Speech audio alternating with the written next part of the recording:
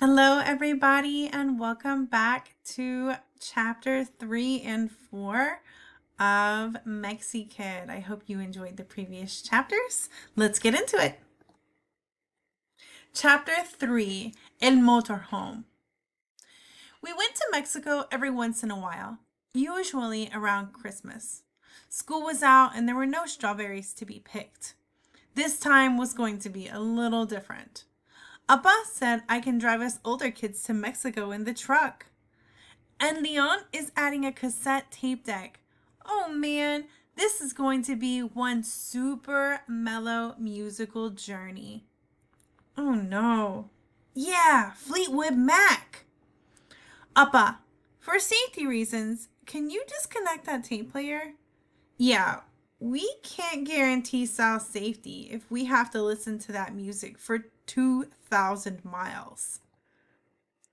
My parents' hometown was more than 2,000 miles away on the west coast of Mexico. In the past, when we were super little, we could all cram into a station wagon like so much baggage. Or we would caravan with my Uncle Rafa and his family. But this time, the older kids were going to drive themselves. Us younger kids would mourn their inevitable abduction by road bandits.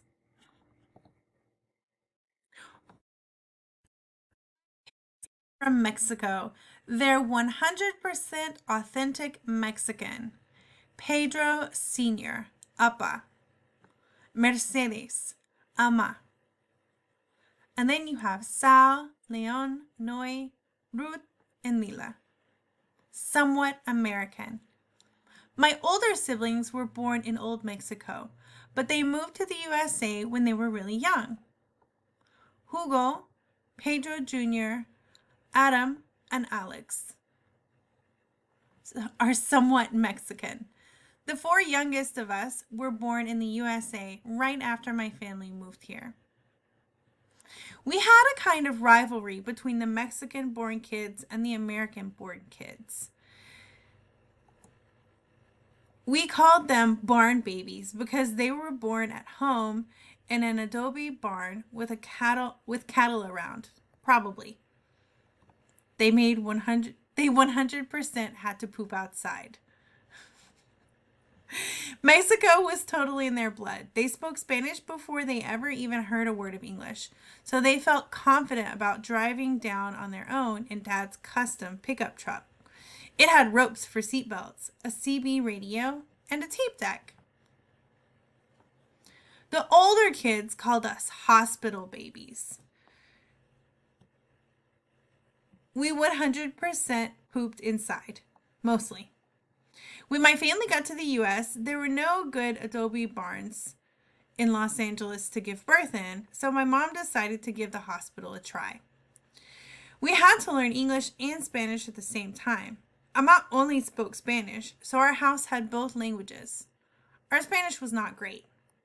Mexico could prove to be a challenge for us hospital babies and our limited Mexicanity, so we would stick close to our folks in the motorhome.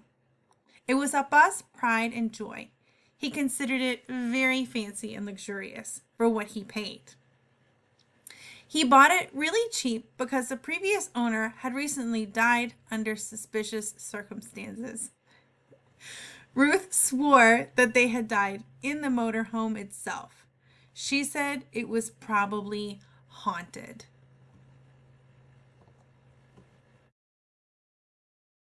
Hey, let's take a fancy tour of the Martin family's fancy bargain-priced Winnebago Chieftain, featuring 1. Tiny loft for journaling and whatnot. 2. A fancy kitchenette. 3. Scenic views of billboards and horse trailers. 4. A fancy ensuite bedroom-ette. 5. A roomy and restful shower, not a place to stow pillows and blankets. 6. A petite powder room with a view of the exhaust. Just here. 7. A stylish commode that stylish people poop in stylishly. 8. A fancy walk by closet for all your cotillion finery. 9. A convertible bed for luxurious and restful sleep on the side of any busy road or truck stop. 10. Stylish poop emptier outer. Out empties out here. 11. An open plan dining and family room that seats some. 12. Dining table converts into a fainting couch for when you get the vapors. 13. Leatherette Comfort Plus Captain Kirk chairs. Expertly decorated in lush brown wool tones and harvest gold shag carpeting. Nice.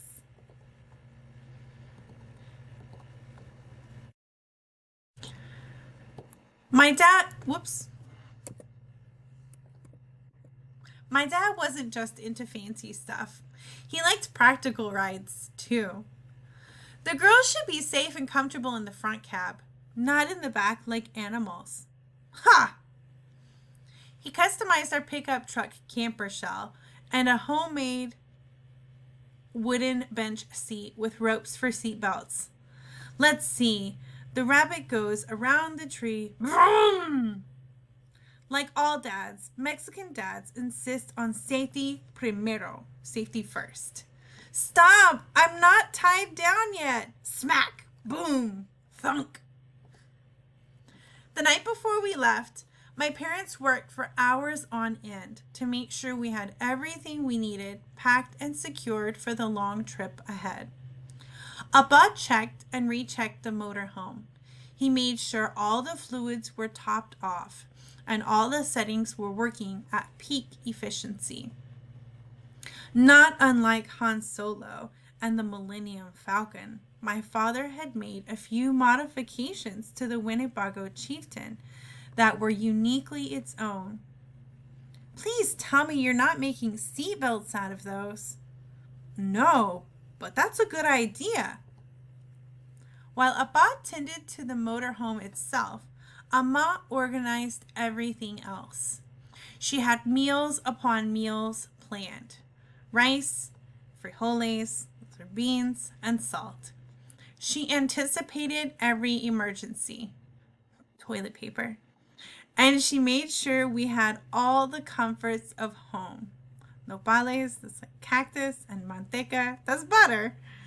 So, with everything stowed away in its logical place and the motorhome finely tuned, my parents were able to sleep soundly that night. Early the next morning. Crunch! No hemos ni salido porque hay Cheerios aplastados en la alfombra. We haven't even left the driveway. Why are there crushed Cheerios on the carpet? Oigan, listen. Who touched all these fuel setting knobs? So with everything stowed away in its logical place, again, we were good to go. Abróchense. Buckle up.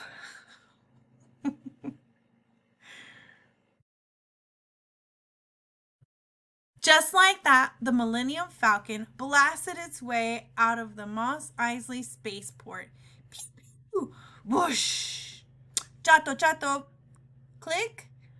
Appa had installed a CB radio in both vehicles so that information could be shared at a moment's notice. Chato was Appa's nickname when he was a kid, and now it was his CB handle. Chato, chato, chato! Hola, hola! Hello, hello! Hey, let me talk! Hola, chato! Hola, hola! Deja! Hello, hello! Leave it! Click! Tell them, hi nerds, chato, chato, click, hey, shut up, let go of the button, Adam. The other way we communicated was to carefully watch for any visual cues of distress. Slow down, Appa. They're using their blinkers. Maybe it's an emergency. Someone might be having a stroke. Tell them not to swallow their tongue. It was my self-proclaimed job to look out the petite powder room window and keep an eye on the truck. Whenever I lost sight of them, I would make Appa aware with the proper amount of urgency. Oh no. Appa, pull over! Appa, the truck is lost forever! No, please don't play that one again. If it wasn't for all the shows and music we taped, we would have lost our minds. We had recorded a whole bag of cassettes. Whoops. A whole bag of cassettes.